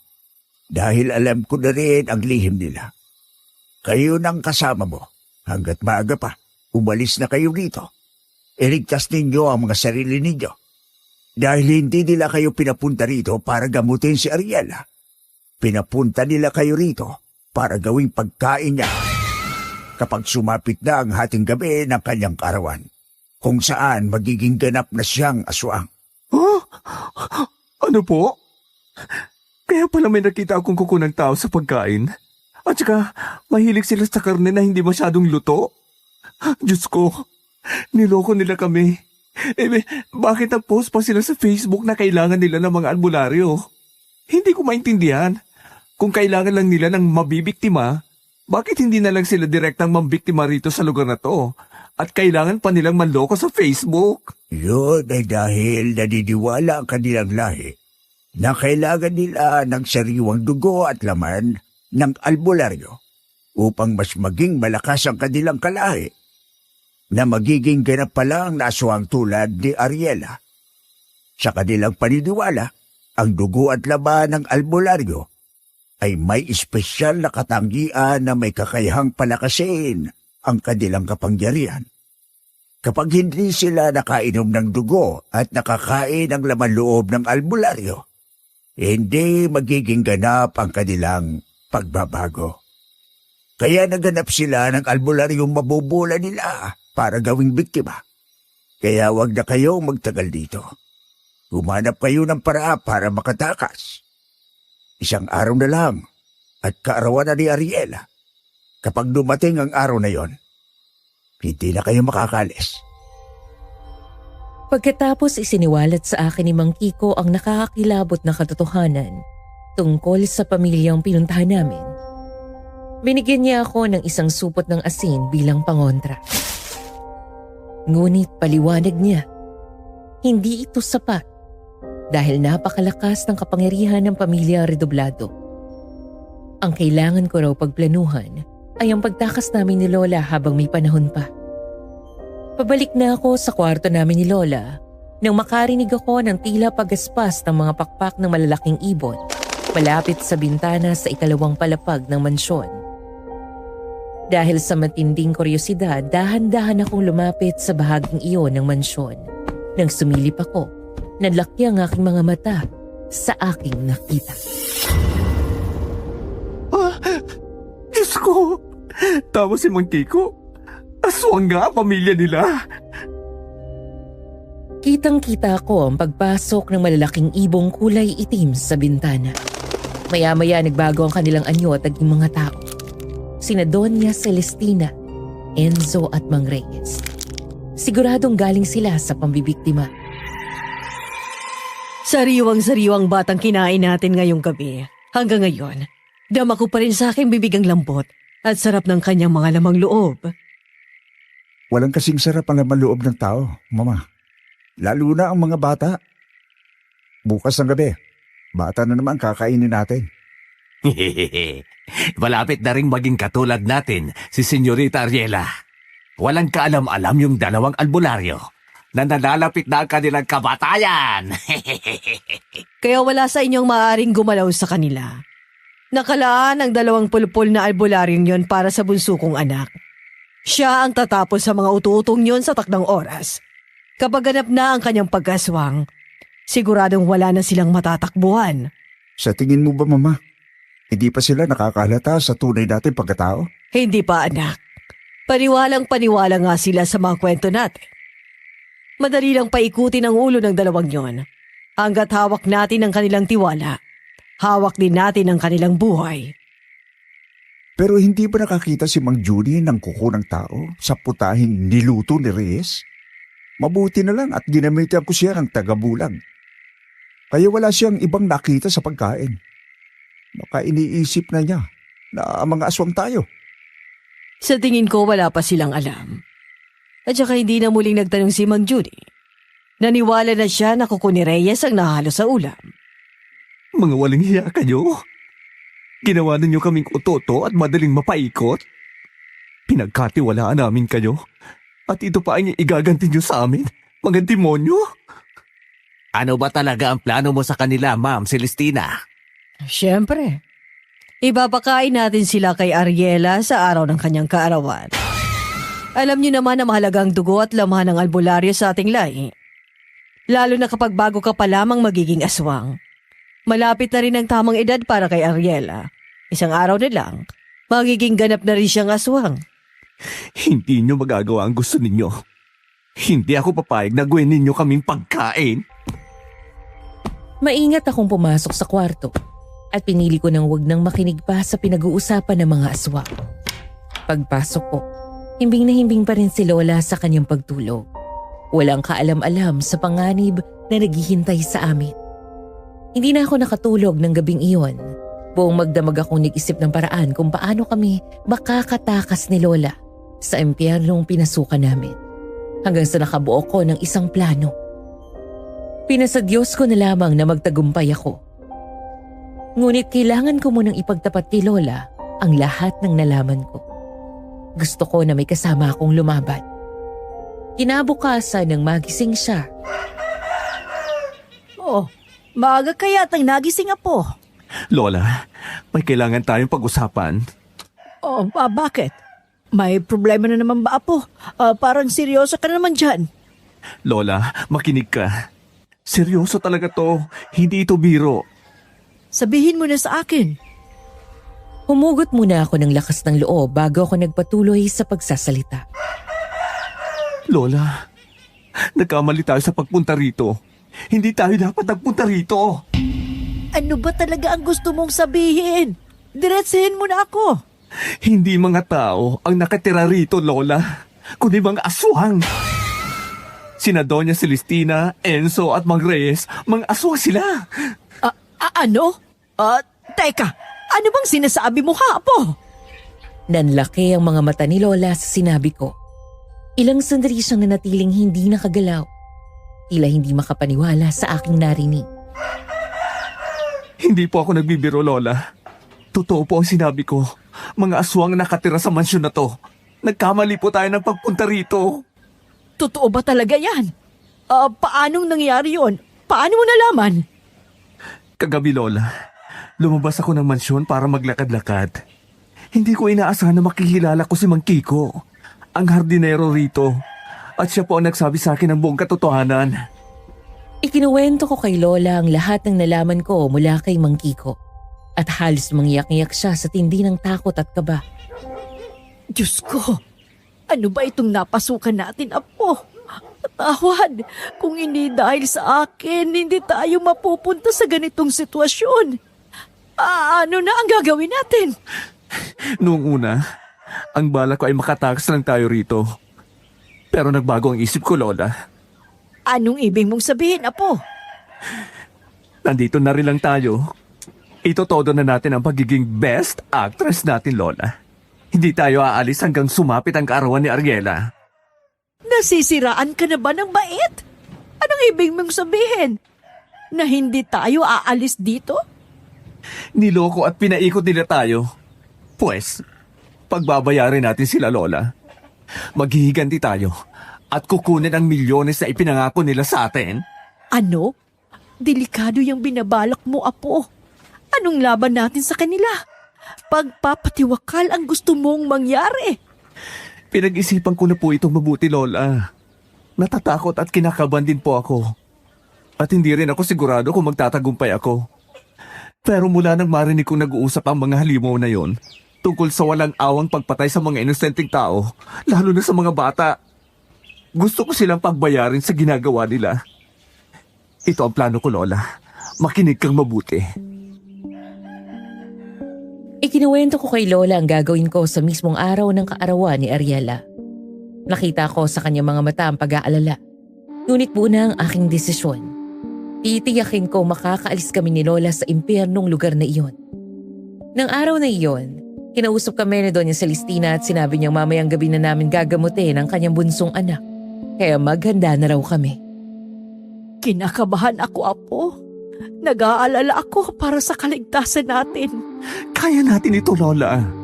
Manalig lang tayo sa Diyos at hindi niya tayo pababayaan. Magtatagumpay tayo.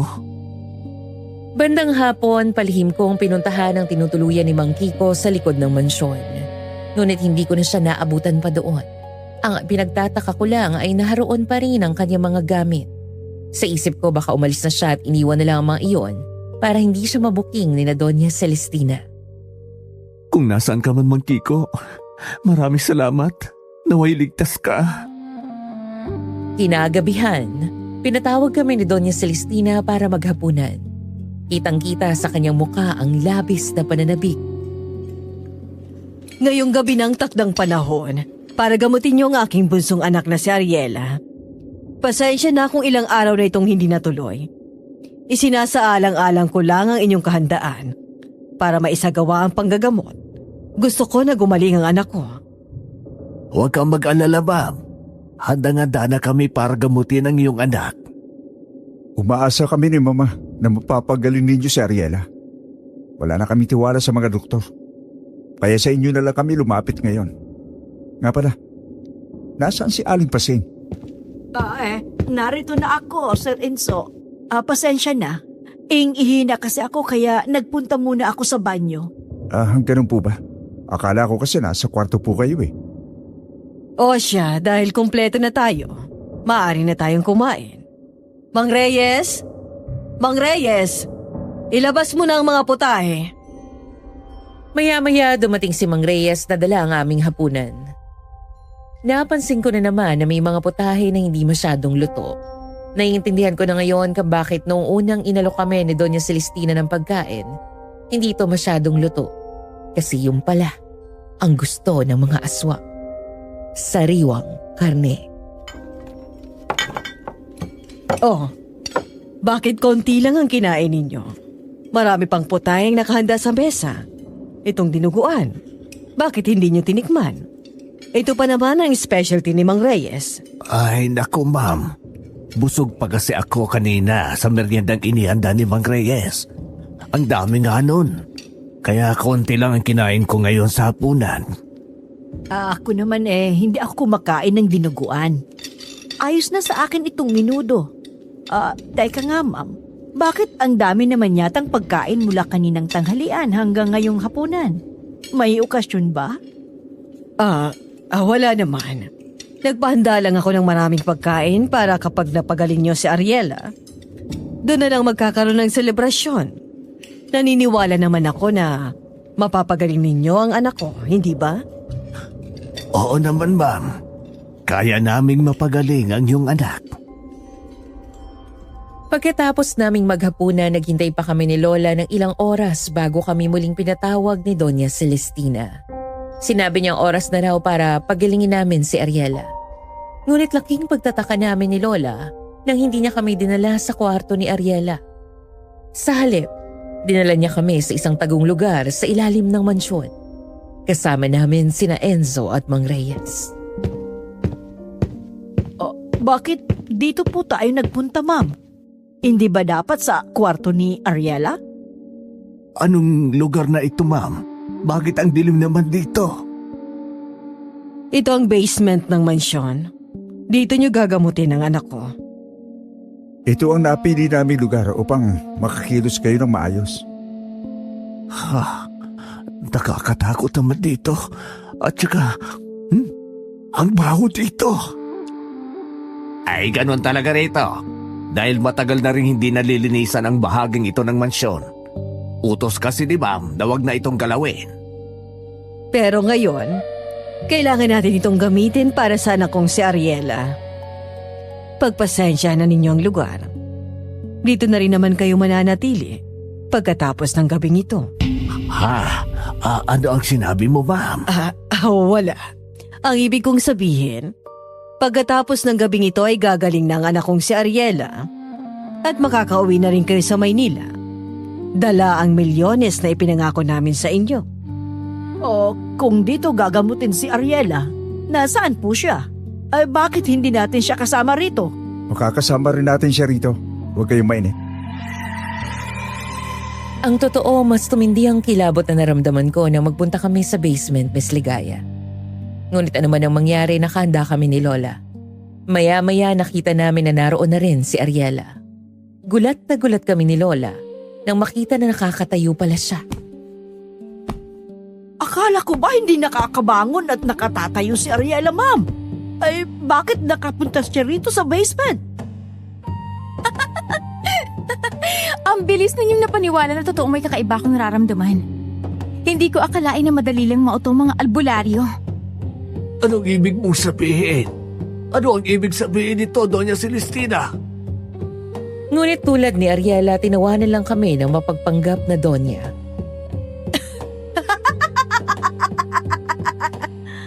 Mahusay bang acting namin? Paniwalang paniwala kayo sa lahat ng sinabi namin sa inyo. Wala pala itong mga albularyo na ito eh. Madali naman pala kayong maloko. Wala naman talaga akong sakit eh. Gawa-gawa lang namin yon. Ang totoo, ganito talaga ang nagiging itsura ng sino man sa aming lahi kapag nalalapit ng maging ganap na aswang. Kung ganon, tama pala ang impormasyon na nalaman ko. Anong impormasyon? Teka, bakit nag-iba ang boses mo? Akala ninyo ba wala pa rin kaming alam? Nagkakamali ka, Doña Celestina. Dahil alam na namin ang baho ninyo. Dahil ito ang tunay kong boses, Doña Celestina. At ngayong may nalaman na kami tungkol sa inyo, oras na rin malaban ninyo ang lihim na itinatago namin. Lihim? Anong lihim? Na hindi naman talaga ako matanda. At hindi kami magkapatid, kundi maglola. Ang nasa mukha namin ay make-up lamang upang hindi nyo kami mahalata. Ano? Hindi kayo magkapatid? Paano? Nagulat ba kayo sa revelasyon namin? Ang galing namin, oh. Nalinglang kayo ng prosthetics at makeup transformation namin ng apo ko. Kaya sino ang nabilog ang ulo? Mas effective ang acting namin, hindi ba? May isa pa kayong dapat malaman. Hindi kami mga albularyo. Kami ay mga parlorista. Nanggugupit ng buhok, nag-reband at kung ano-ano pa. Ano? Hindi kayo albularyo? Niloko niyo kami? Mga pangalas kayo! Oh, di ba? Hindi lang kami ang napaniwala ninyo, pati kayo ay nauto namin. Kitang-kita namin kung paano nagdilim ang mga mukha ni na Doña Celestina, Enzo, Ariela at Mang Reyes. Mga walang iya kayo! Mga huwag na albularyo! Hindi namin akalaing nagpapasok kami ng mga ahas sa aming pamamahay! Mga manloloko kayo! Pagbabayaran ninyo ang kalapastagan ito! Maling-mali ang ginawa ninyong panggagago sa amin! Pagsisisihan niyo to! Ang sabi niyo'y alam na ninyo ang aming lihim. Kung gayon, dahil batid na ninyo ang aming pinakatinatago, hindi na kayo makakaalis dito! Hindi na kayo makakaalis dito ng buhay! Dito na kayo mamamatay! Unti-unti naming nakita ang pagbabago ng anyo ni na Doña Celestina, Enzo at Mang Reyes. Pati na rin ni Ariela na nagpapanggap lamang na may sakit. Humaba ang kanilang mga kuko sa kamay at paa. Tinubuan sila ng matutulis na pangil na may kasamang paglalaway. Naging kulay berde ang kanilang balat na parang sa palaka at ito'y nangulubot. Naging kulay itim ang kanilang mga mata at nagkaroon sila ng mahabang buntot. Sobrang nakakakilabot ang kanilang anyo, Miss Ligaya. Hindi kami makapaniwala ni Lola na iyon pala ang tunay nilang pagkatao. Diyos ko, Apo! Mga aswang nga sila! Yan pala ang totoo nilang anyo! Mga nakakatakot na halimaw! Hindi na ako nagulat. Dahil nakita ko na kayo nagbagong anyo. Hindi nga lang sa nakakarimarim na anyo ninyong yan. Nasaksihan ko kayo mula sa pagiging ibon ay naging tao nung nagdaang gabi. Nakita mo na pala kami! Wala na pala kami may tatago sa inyo! Oh! Ano ang ginawa ninyo kay Aling Elisa? Hindi ako naniniwalang basta na lamang siya umalis. Umami na kayo! Bilib na ako sa iyo. Ang tapang mo para pagsalitan kami ng ganyan. Pues, dahil mamamatay na rin lang kayo, sasabihin ko ng totoong nangyari sa babaeng yon. Oo, hindi totoo na umalis siya. Ang totoo, pinatay namin siya. Alam mo ba kung bakit namin siya pinatay? Huh. Dahil pakialamera siya. Wala naman talaga kaming balak na patayin siya. Ngunit alaman niya ang aming sekreto at gusto pa niyang ipaalam yon sa inyo. Akala mo ba hindi ko alam na balak niyang sabihin sa iyong lihim namin? Narinig kong pag-uusap ninyo sa kusina. Mabuti na lamang at napigilan ko yon. Kung hindi, matagal na sana ninyo kaming nabuking. Kaya ang ginawa namin sa kanya ay pinatahimik namin siya. Pinatay at kinain. Kahit may edad na ang babae yon, napakasarap pa rin ang kanyang mga laman loob. Busog na kami. Dahil ang tanging natira na lamang sa kanyang katawan ay ang mga buto. Sinimot namin ang lahat. Ganyan ang kinahantungan ng mga taong kumakalaban sa amin. At nakakaalam ng aming lihim. Kaya pati ang hardinero naming si Mang Kiko, ay pinatahimik na rin namin. Hindi ako makagalaw at mahigpit kong naikuyom ang aking mga palad sa sinabi ni Doña Celestina. Pati si Mang Kiko? Pati siya ay dinamay ninyo? Oh, kilala mo pala si Mang Kiko. Paano mo siyang nakilala? Hindi ka naman lumalabas ng... huwag mong sabihin... Oo. Kilala ko si Mang Kiko. Siya ang nagbunyag sa akin ng mga halimaw kayo. Siya palang nagsumbong sa'yo. Pangas na matanda. Dapat lang talaga sa kanyang ginawa namin. Dahil isa siyang pakialamero. Kaya tulad ng pagkalamerang si Elisa, pinatay na rin namin si Kiko. At tulad ni Elisa, kahit matanda na, ay masarap pa rin ang kanyang mga laman loob. Mga wala kayong puso! Inosenteng mga tao pinatay nyo! Masahol pa kayo sa mga demonyo! Demonyo nga kami! At matitikman ninyong dalawa kung gaano kami ka-demonyo! Oh! Umangil ng malakas ang mga aswang. Umalingaw-ngaw sa buong basement ang kanilang mga pag-angil. Pagkatapos dahan-dahan nila kaming nilapitan at pinalibutan. Ngayon ang aking kaarawan. Ang kailangan ko ay dugo at lamang loob ng albularyo. Ngunit mga peke pala kayo. Pero kahit hindi kayo totoong albularyo, may pakinabang pa rin kayo sa amin. Kayo ang magiging hapunan namin ngayong gabi. Walang sino man sa inyo ang makakalabas ng buhay sa gabing to. Sapagkat dito na magwawakas ang inyong pagpapanggap! Patayin ang mga lapastangan! Ngunit bago pa man makasugod sa amin sina Doña Celestina, Ano to? Bakit ako...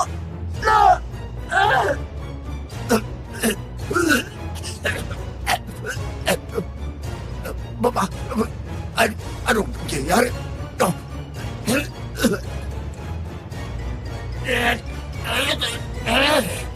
Bigla na lang sumakit ang tiyan ko. Anong nangyayari sa inyo? Mama, bakit kayo nagduduwal? Ano? Sino ngayon ang nakaisa? Akala niyo siguro na hindi na namin pinaghandaan ang gabi ito, di ba? Anong ibig mong sabihin? Ilang minuto kayang apektado ang lason sa katawan ninyo? Isa? Dalawa? Tatlo? Ano? Lason? Paano? Hay, wala talaga kayong kaalam-alam, di ba? O sige, dahil malapit na namang tumalab ang lason sa inyo, sasabihin ko na ang totoo. Ang kinain ninyong dinuguan kanina ay may halong matinding lason. Lason na dahan-dahang kikitil sa inyong mga buhay. Ano? Anong ginawa mo sa kanila? Mangahas ka talagang bakla ka! He? Ganito yan. Habang abala ang iengot-engot na si Mang Reyes kanina sa kusina, palihim na nilagyan ni Lola ng lason ang dinuguang niluluto niya.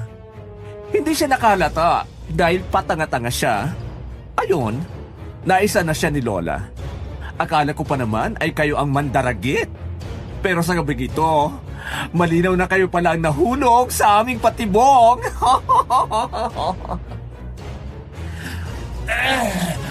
Mga paghahas kayo! Pagbabayaran ninyo ito! sinubukan pa ng mga aswang na sugurin kami ni Lola. Ngunit hindi na nila ito nagawa. Hindi nagtagal, isa-isa sila ng hina at bumagsak sa sahig. Nagkikisay at bumula ang kanilang mga bibig. Mga walang hiya!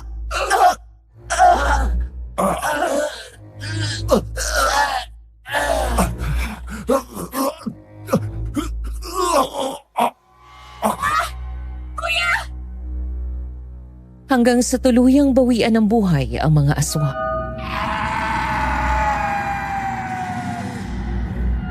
Dapat lang sa inyo yan. Buhay ang kinuha ninyo. Buhay nyo rin ang nararapat na kabayaran. Matatahimik na ang kaluluwa ni na Elisa, ni Kiko at iba pa niyong naging biktima. Magbabayad kayo sa pagpatay niya sa aking pamilya! Hindi ko kayo mapapatawad! Umangil ng malakas si Ariela na umalingaw-ngaw sa buong basement. At akmang susugurin kami ni Lola. Ngunit pati iyon ay napaghandaan na namin.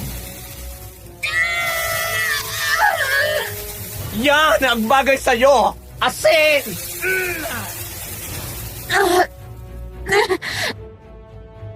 Dinala namin ni Lola ang asin na ibinigay sa akin ni Mang Kiko dahil sigurado kaming makakatulong iyon sa pagharap namin sa mga aswang. Patuloy naming sinabuyan ng asin si Ariela hanggang sa hindi niya na makayanan ng sakit at tuluyan na lamang siyang napasalampak sa sahig. Halika na po! Umalis na tayo rito habang nangihina pa siya! Uy, tara na Lola, bilisan natin. Nagmamadali kaming lumabas ng mansyon at nagtatakbo palayo sa impyernong lugar na yon. Ngunit habang tumatakas, nakalimutan ni Lola na kunin ang milyones na sana ibabayad sa amin ng pamilyang aswang. Balikan natin ang pera natin, Apo. Dapat na sa atin mapunta yon. Bilang kabayaran sa panlulokong ginawa nila sa atin. Naku, hayaan nyo na ang perang yun, Lola. Ang mahalaga ay makalayo tayo rito. Pero kaya nga tayo nagpunta rito para sa perang iyon. Pagbalik natin sa Maynila, wala na tayong babalikang bahay. Paano tayo makapagsisimulang muli? Lola, kikita pa tayo ng pera. Hindi natin kailangan ng perang yun kung ikakamatay naman natin. Maya-maya ay nakarinig kami ng pag-angil ng aswang. Nasundan kami ni Ariela. Ang akala niyo siguro'y matatakasin niyo ako, no? Nagkakamali kayo! Ay! Nay! Nasundan tayo ng aswang, Apo! Anong gagawin natin? Ay, huwag kang mag-alala, Lola. Hindi niya tayo malalapitan. Muli ko siyang sinabuyan ng dala naming asin. Ngunit agad naman siyang nakaiwas. Iniwasan niya lang ang asin, Apo! Napakabilis niya! Mga hangal! Kung kanina'y naisan niyo ako, hindi na ako papayag na maisan niyong muli! Hindi ko hayaan na magtagumpay ka sa binabalak mo, aswang! Apo! Mag-iingat ka sa kanya! Muli ko siyang sinabuyan ng asin ngunit patuloy siyang nakakaiwas. Napakabilis niyang kumilos at halatang napaghandaan niya ang aking muling pag-atake. Isa akong aswang. Mabilis talaga akong kumilos. Mas nakakaangat ako kaysa sa inyong mga ordinaryong tao. Oh, talaga ba? Pues, tingnan natin kung makakaiwas ka pa sa susunod kong isasaboy sa iyo! Kinuha ko mula sa aking bulsa ang isang botelya at isinaboy sa kanyang muka ang laman nito. Anong isinaboy mo sa mukha ko? Katas ng kalamansi yan. O, bakit? Mahapdi ba? Ang apte! Ang mata ko! Napuruhan mo yata, Apo! Ay, talagang sinadya kong asintayin ang mga mata niya, Lola. O ano, Ariela? Mahapdi ba? Masakit ba? Dapat lang sa'yo yan. Dahil sa ginawa ninyong pagpatay kina Aling Elisa at Mang Kiko. Hayop ka! Kapag nahuli kita, sisiguraduhin kong paggugutay-gutayin ko ang buong katawan mo! Ngunit kahit pilit niyang sinugod kami ni Lola, hindi niya iyon na ituloy. Dahil... Bakit wala akong makita? Anong nangyari sa mga mata ko? Nataranta ang aswang dahil hindi na siya makakita. O may epekto na ang katas ng kalamansi na isinaboy ko sa kanyang mga mata. Nabulag yata ang aswang, Apo! Nararapat lang yan sa kanya, Lola. Yan ang karma niya sa lahat ng mga taong pinatay niya at ng kanyang pamilya. Anong ginawa mo sa akin, bakla? Hindi ako makakita! Dahil yan sa isinaboy kong katas ng kalamansi. Ano? Masakit ba, Ariela? Walang hiya kang bakla ka! Wala akong makita! Gamit ang natitira niyang lakas, tinangka niya kaming sunggaban muli, kahit hindi niya kami makita. Ngunit nakaalerto ako. Muli ko siyang sinabuyan ng katas ng kalamansi at dinagdagan pa ng asin, na lalo pang nagpakisay at nagpahirap sa kanya. Walang hiya. Hindi nagtagal, bumagsak siya sa lupa. Hindi ko siya tinigilan at patuloy ko siyang sinabuyan ng pinaghalong katas ng kalamansi at asin hanggang sa tuluyan na siyang manghina at mawala ng buhay. Wala na ba talaga siya, Apo? Patay na ba talaga ang aswang? Wala na siya, Lola. Hindi niya nakayanan ng katas ng kalamansi at asin. At tuluyan na siyang namatay. Wala na ang mga aswang. O ano? Tara, Lola. Bumalik tayo sa mansyon at kunin natin ang milyones nila. Ayoko na. Ha? Bakit ayaw mo na, Lola? Diba sabi mo kanina, gusto mo pang balikan yon dahil nangihinayang ka? Naisip ko na hindi natin talaga alam kung saan galing ang pera nila. Baka bukod sa pagiging aswang, gumagawa rin sila ng iligal na gawain at doon nila nakuha ang milyones. Kaya ayoko nang kunin ang pera. Nagulat ako sa sinabi na Lola. Kaya nga nagpunta kami sa lugar na iyon ay para makakuha ng malaking pera. Pero bigla na lang sa isang iglap, ayaw na niya. Himala. At nagbago ang isip mo, Lola. Hindi ako makapaniwala na basta-basta mo na lang tatalikuran ang milyones. Alam mo, Apo, natuto ako sa mga pinagdaanan natin ngayon. Nagsimula tayo sa panloloko kaya kinarma tayo. Niloko rin tayo ng mga aswang na yon. Mabuti na lang at nakaligtas tayo. Ipagpasalamat na lang natin yon, Apo. Kalimutan na natin ang perang naging dahilan na muntik na nating ikapahamak. Tara na, Apo. Umalis na tayo rito at bumalik na sa Maynila. May dala akong pera at sapat na ito para makabalik tayo sa atin. Kung yan ang desisyon mo, Lola. Sige na. Tayo na. Magkasama naming nilisan ng lugar na iyon na baon ng bangungot na kahit siguro lumipas pa ang ilang taon, ay hindi namin makakalimutan, Miss Ligaya. Ang lahat ng pinagdaanan namin sa mansyon ng mga redoblado ay habang buhay nang nakatatak sa aming isipan. Nang makabalik kami sa Maynila, hindi pa naman kami pinapaalis at hindi pa nadedemolish ang bahay namin. Kaya kahit paano ay nakahinga na maluwag si Lola. Ngunit,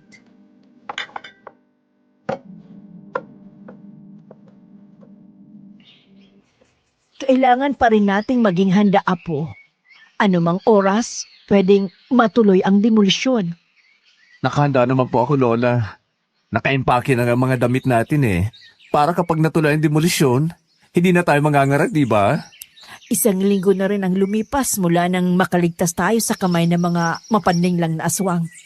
Hindi pa rin ako makapaniwala na nakatakas tayo sa kanila. Ang tapang mo, Apo. At naisip mo ang plano nating yun. Pasalamat po tayo. At kasama sa mga gamit na dinala natin para sa peking panggagamot, ang katas ng kalamansi na dati nating palaging ginagamit sa pang-i-scam. Naalala mo ba, Lola, nung nagbebenta tayo ng peking gamot sa cancer? Isa sa mga inilalagay nating sangkap noon ay ang katas ng kalamansi. Oo, natatandaan ko. Pero yung lason, saan mo nakuha yun, Apo? Isa rin yun sa malaking swerte natin, Lola. Dahil hindi naman talaga yun kasama sa mga gagamitin natin. Ang dapat sana'y nadala ko ay mga butilyang may lamang langis ng nyog na ginagamit din nating sangkap noon sa paggawa ng peking gamot. Pero ibang nadala ko. Ang nadala ko pala ay ang matinding lason sa daga. Pareho kasing kulay berde ang botelya nila At yun ang sinabi ko sa'yo na ilagay mo sa nilulutong ulam ni Mang Reyes. Ano? Ang swerte nga natin dahil ang mga yon ang nagsalba sa atin sa panganib. Mabuti na lang at madaling tumalab sa mga aswang yung lason. Isa rin po yun sa ipinagpapasalamat ko, Lola. Dahil tumalab sa mga aswang ang lason. At nagpapasalamat din po ako kay Mang Kiko sa pagbibigay niya sa akin ng asin. Malaki rin po ang naitulong niyo sa atin Kung nasaan man sila ngayon ni Elisa, sigurado akong payapa na sila dahil naipaghiganti mo na ang kanilang pagkamatay. Sana nga po ay tahimik na sila, Lola. makalipas ang ilang araw ay natuloy din ang demolisyon sa aming lugar. Miss Ligaya, ang bahay namin at ang parlor na pinagkukunan namin ng ikinabubuhay ay giniba na. Ayaw man naming iwan ang lugar na iyon, ngunit kailangan. Dahil kulang ang pera namin sa pag-upa sa bagong bahay. Napagdesisyon na ni Lola na makitira muna kami sa malayo niyang kamag-anak sa Pasig. Tinanggap naman kami roon ng mga kamag-anak niya. Hindi naman nila kami itinrato na iba.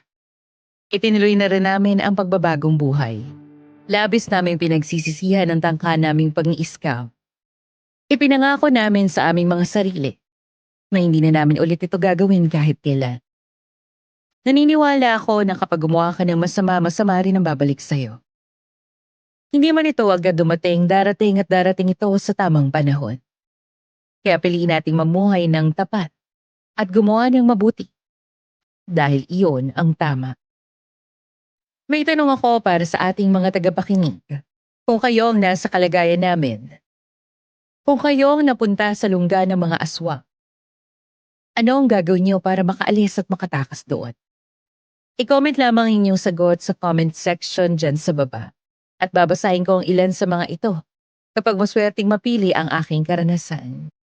Hanggang dito na lang at maraming salamat.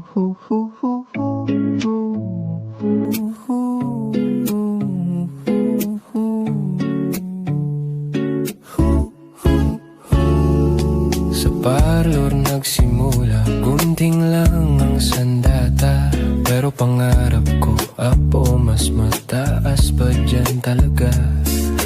Araw-araw kulot at kulay ang laban, pero sa puso ko may pag-asang hinahawakan. Apo, eto na naman tayo. May kliyenteng naghahanap ng himalang bago. Iho, sumabay ka lang sa eksena. Dito sa parlor, sa akin ang corona. Hindi to milagro, diskarte lang yan. Iho, kapag wala kang pera, utak kang puhunan, diba? Kinakanta ko ang hirap ng buhay, pero hindi ako bibigay. Maglolang lalaban, aahon din kahit ilang ulit pa madapa. Kung kailangan magpanggap na may kapangyarihan, di sige para sa akin na bukasan. Dahil ang tunay na mahika, puso at tiyaga. Puso at tiyaga.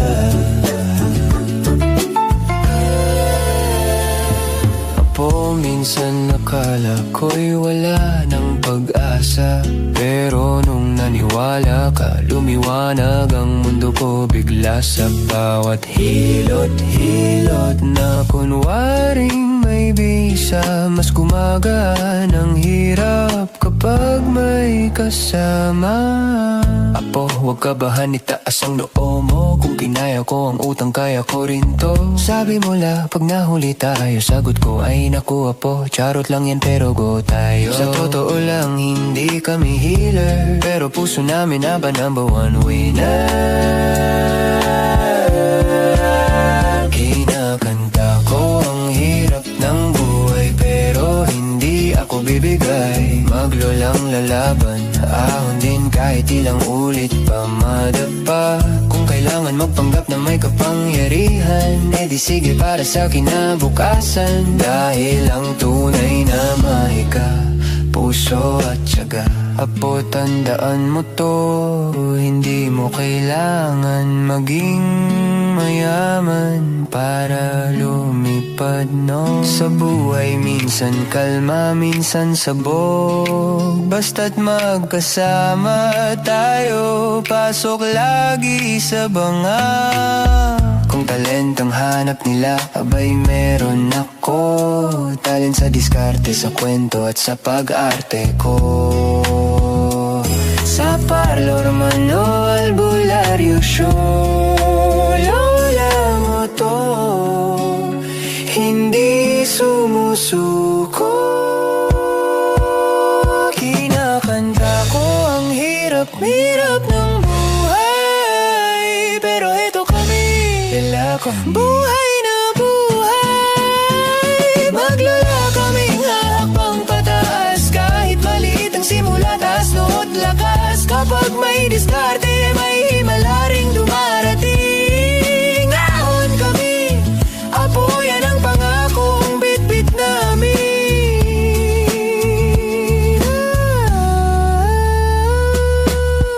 Apo, tandaan mo, walang hirap na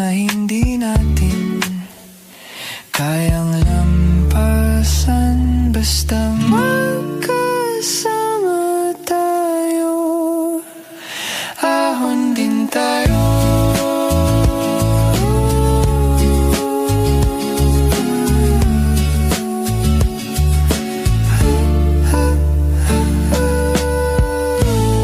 Junie, kamusta? Sana napapakinggan mo ang kwento mo ngayon. Hindi biro yung pinagdaanan niyo ni Lola Pasita na mapunta sa bahay ng mga pamilya ng mga aswang. Kahit sino siguro ay matatakot at baka mabaliw kapag nangyari sa kanila ang ganong karanasan. Mabuti na lamang at nakagawa kayo ng paraan para makatakas at makasurvive. Doon pa lang hinahangaan ko na yung tapang niyo ni Lola Pasing. Imbis na magpanik kayo sa sitwasyon, nag-isip kayo ng paraan kung paano niyo matatakasan yung panganib na nakaabang sa inyo. Naiintindihan ko rin kung bakit ninyo piniling balikan ang masama ninyong gawain noon.